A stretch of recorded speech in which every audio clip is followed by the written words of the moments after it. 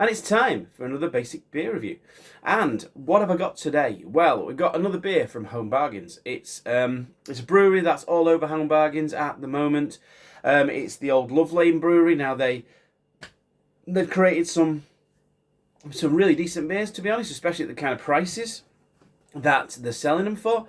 And they've also produced some pretty rubbish beers as well. But to be honest, most of the ones I've had from Love Lane have been pretty decent, I think, especially for the kind of price, because they're usually between the 150 and the £2 mark, which is ridiculously cheap for pails, really, pails that are a reasonable quality. Some of them are a little bit dearer, going above the £2 mark, but their core sort of Love Lane Brewery Pale Ale is pretty good, the one in the blue can. And I can't remember the session one, but I think that was okay as well. But some of the ones I've had from the Love Lane Brewery, most of the ones I've had, have been really nice. And I like the stout as well that they did. So let's have a see what this one is like. So this is one I haven't seen before. This is the Love Lane Brewery Spring Pale with British hops.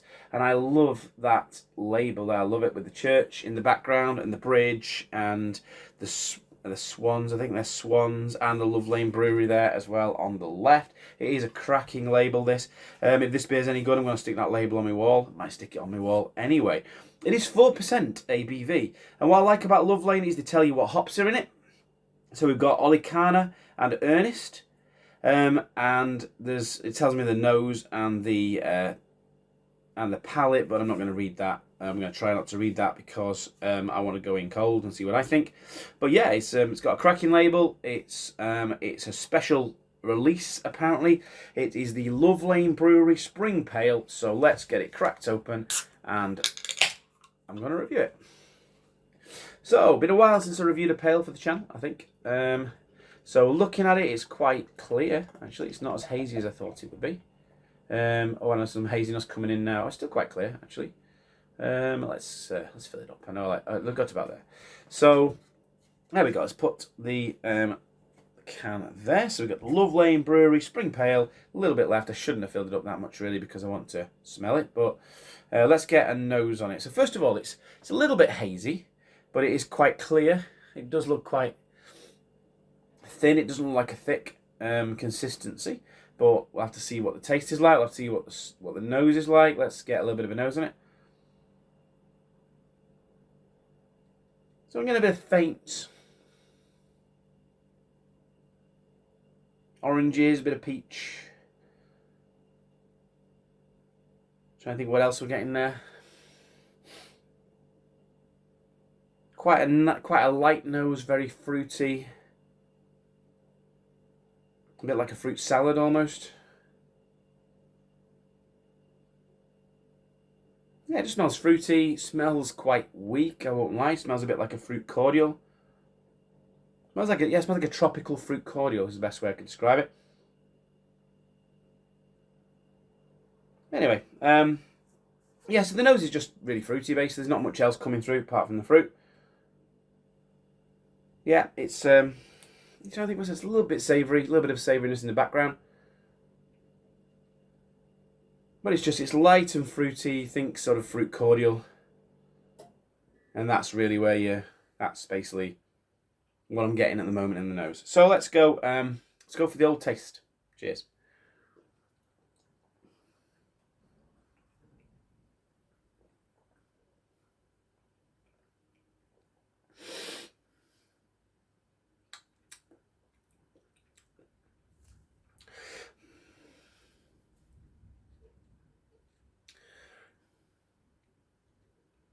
So it's very thin mouthfeel, very light mouthfeel really. It's got quite a lot of bitterness.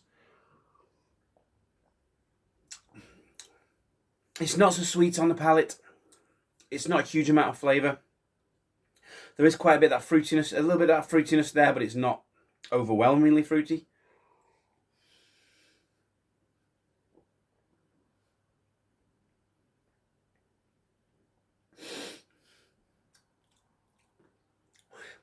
Trying to think of what else I'm getting really. Just getting quite a little bit of bitterness. It's got quite a long finish. I'm getting just kind of like a pithiness on the finish there. Trying to think of what else is there. Yeah, a little bit of that fruit on the finish there. So a little bit of pithiness. A little bit nutty on the finish. It's quite refreshing.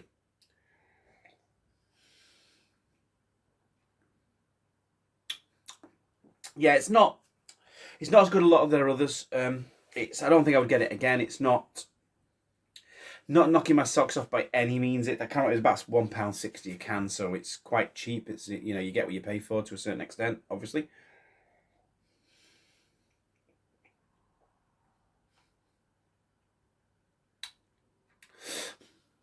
It's not hideous, but it's just a bit boring and unremarkable, I'd say.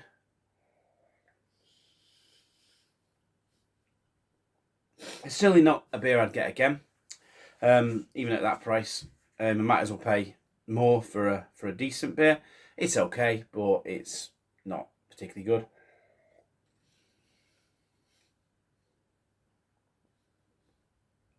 good. There's a little bit of that kind of sort of British pale ale in a pub kind of flavour in there, which I think is that's obviously what they're going for. So when you get one of those, like, I don't know, Theakston pale or something like that kind of thing, or you just get a local pale from pub, then it kind of tastes a bit like that, but it's a bit weak even by those standards. It's